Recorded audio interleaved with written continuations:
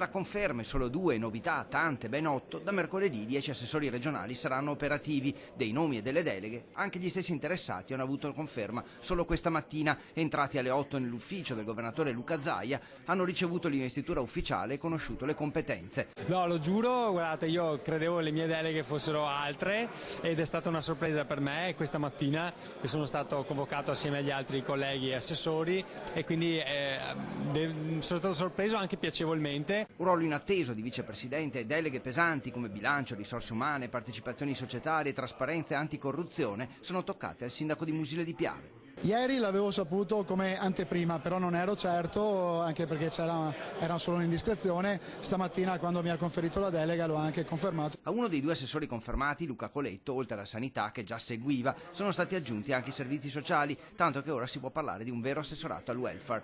L'altra confermata, Elena Donazzan, vede allargate le sue competenze anche all'edilizia scolastica. Le altre 2 donne, nuove, vengono da Vicenza e Verona. Manuela Lanzarin studierà i flussi dell'immigrazione, Elisa De Berti i lavori pubblici e le infrastrutture. Materie scottanti, e Zaia, un po' scherzando, un po' sul serio, afferma di essersi appoggiato per questi temi a una donna che è anche avvocato. Qualche nome è sorpresa, però insomma devo dire che è una giunta secondo me molto equilibrata, una giunta giovane, una giunta che rispetta le quote rosa.